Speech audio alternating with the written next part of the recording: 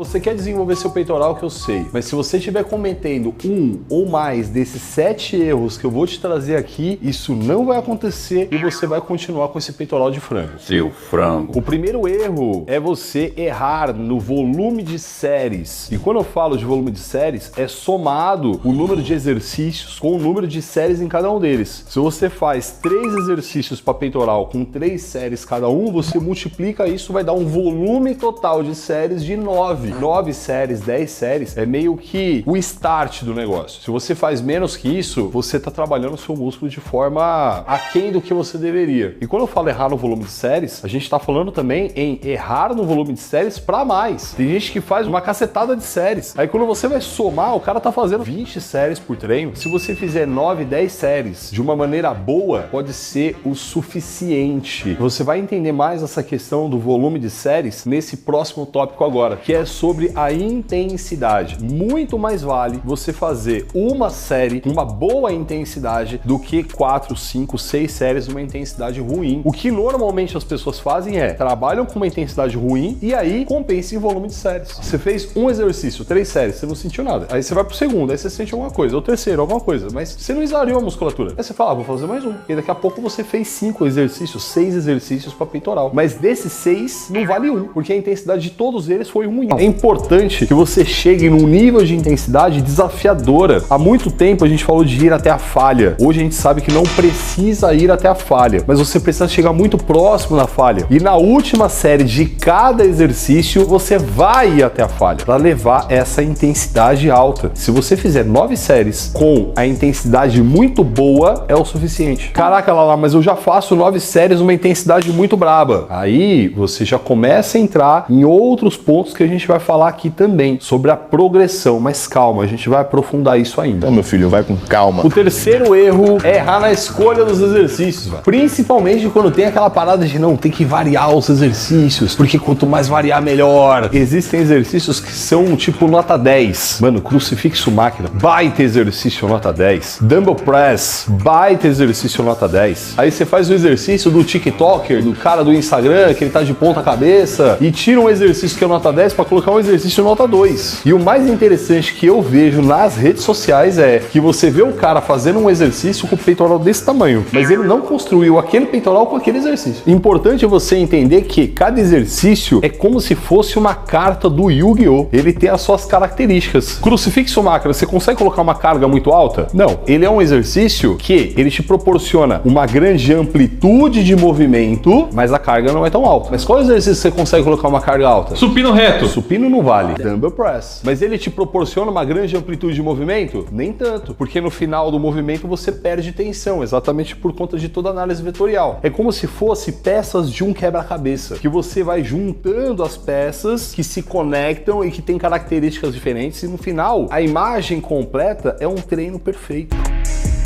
A quarta coisa que eu vou te trazer agora, ela é uma das mais importantes para desenvolver o seu peitoral. Se você negligenciar ela, boa parte do trabalho vai ser jogado fora. Eu vou falar da amplitude de movimento. A carga é importante, mas ela vem depois da amplitude de movimento. Quanto mais a gente alonga esse músculo, mais ele hipertrofia. Pega essa informação e compara supino com barra com crucifixo na máquina. E você vai ver que o crucifixo na máquina você consegue alongar muito mais o seu peitoral. Ou seja, você consegue causar muito mais dano tecidual e estímulo para hipertrofia. Agora, se você vai para o crucifixo máquina e trabalha ele com uma amplitude reduzida, aí você é um animal. De amplitude de movimento é você explorar o máximo do arco de movimento, mas se você sair tuchando um monte de carga lá, achando que o peso é o mais importante, isso vai prejudicar a sua amplitude de movimento. Alongamentos. Se você não faz alongamentos, você tende a ficar mais encurtado, sim ou não? Sim. Se você ficar mais encurtado, como é que fica a sua amplitude de movimento? Fica encurtada. Se manter com um arco grande, bom de movimento, vai facilitar todo o processo. E claro, existem algumas questões aí que a gente pode sim relacionar os alongamentos, esse trabalho de mobilidade, com prevenção de lesão. Esse sexto da nossa lista, contar repetições. É impressionante como que eu vejo as pessoas contando. Às vezes as pessoas contam em voz alta e às vezes as pessoas contratam outra pessoa para contar para ela. Eu acho o cúmulo da burrice. Incompetente. De verdade, se você é personal e você fica contando as repetições pro seu aluno, caraca, que desperdício de cérebro, velho. Por que você tá contando para ele? Você acha que ele não tá contando? Fazer poucas repetições ou muitas repetições traz o mesmo resultado. O que vale é a intensidade. O seu músculo, ele não sabe o que você tá fazendo. Se você tá debaixo d'água, se tá de ponta cabeça, se você tá fazendo a 5ª repetição, a 11ª, isso para ele não muda nada. Se você conta as suas repetições e você tem uma marca, uma margem para acertar, fala, não, vou fazer 10. Duas coisas podem acontecer. Você chegar no 10, sendo que você podia fazer 12 ou 13 e parar, ou seja, o seu treino ficou fraco, ou você chegar no 8 e você já cansou. Você tira, mano, as próximas repetições de qualquer jeito.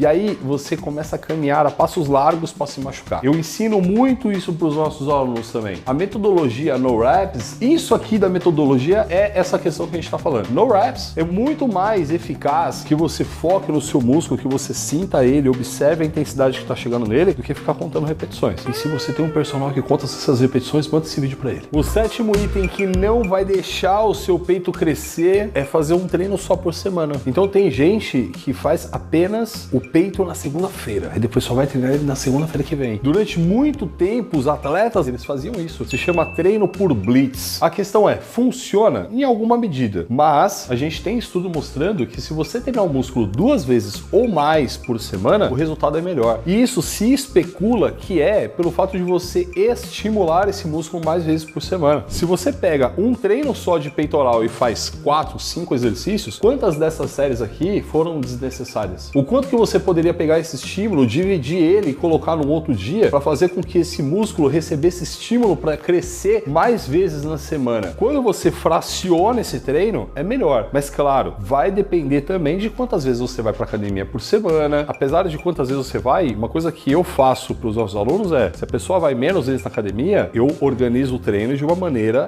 para ela conseguir estimular esses músculos mais vezes. Ah não, Lala, eu vou para academia 3 vezes por semana, vou fazer um ABC. Errado. Prefiro, por exemplo, que você faça um full body. Se você tá começando a treinar agora, caraca, Lala, eu tô na academia tem uma semana. Calma quanto a essa questão aqui, porque para você não é nem a questão de você treinar mais vezes, de você hipertrofiar mais, e sim se preparar, criar uma base, um alicerce para você suportar os treinos que virão, os treinos que efetivamente vão fazer você desenvolver muito. Sem dúvida.